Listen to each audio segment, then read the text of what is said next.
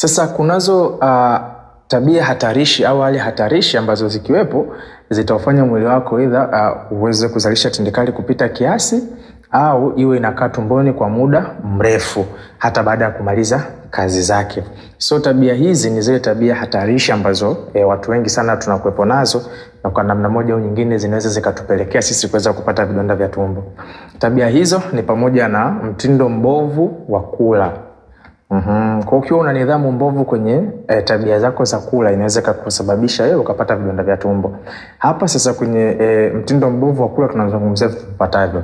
Cha kwanza kabisa ni prolonged starvation. Mtu ukiwa unakaa muda mrefu bila kula, kuna muda mwili unazalisha tindikali kwa ajili ya kufanya mmeng'enyo wa chakula, lakini hakuna chakula kwa sababu haujala, kwa ile tindikali inaanza kushambulia kuta za tumbo, inazichubua na mwisho wa siku na inapelekea vidonda.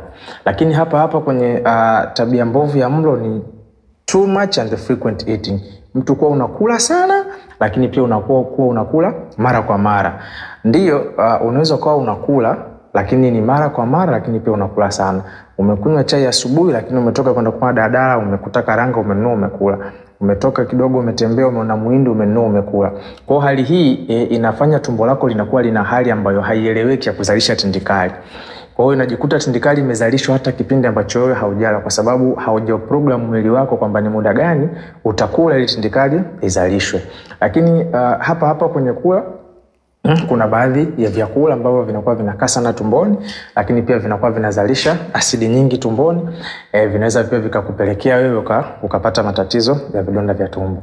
Lakini mbali na hali mbovu ya kimaisha au mtindo mbaya wa kula, tuna tabia nyingine hatarishi ambayo ni kuwa na tabia ya kuwa na msongo wa mawazo. Hii nao pia inaweza kukupelekea kupata vidonda vya tumbo, kwa sababu unapokuwa na msongo wa mawazo au stress huwa inapelekea kuna utendaji kazi mbovu wa mwili, hali ambayo inaweza kupelekea mwili ukazalisha hydrochloric acid kupita kiasi kutokana na mawazo yako, na ikakufanya upate vidonda vya tumbo. Lakini nyingine ni matumizi ya sigara pamoja na pombe. Ni hatari pia kwa sababu huwa inaenda kuathiri ile GI guts au zile kuta za tumbo, huwa zinaenda kuanguliwa sasa wale ambao wanatumia pombe kali. Lakini tabia nyingine hatarishi ni matumizi ya dawa. Mfano ni non-steroidal anti-inflammatory drugs, dawa ambazo zinatumika kupunguza maumivu.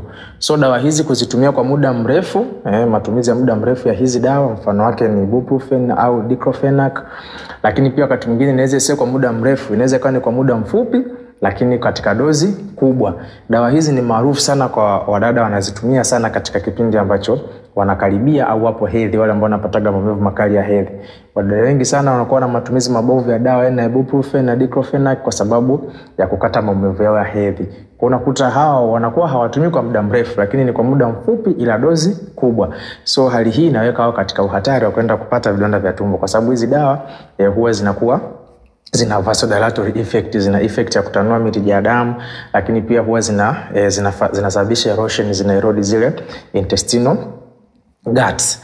Lakini pia tabia nyingine hatarishi ni obesity, japokuwa hii haipo very direct, lakini pia ina uhusiano na kusababisha vidonda vya tumbo.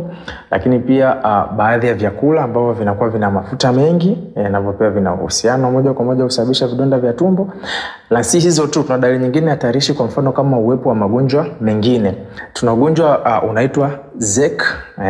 Ugonjwa huu unasababisha mtu anakuwa na gastrinomas, anakuwa na tumors au ana uvimbe kwenye ile gastrinoma yake, ambayo mara nyingi inasababisha kuna excessive secretion ya hydrochloric acid, hali ambayo itapelekea zile kuta zinakuwa eroded na hii tindikali.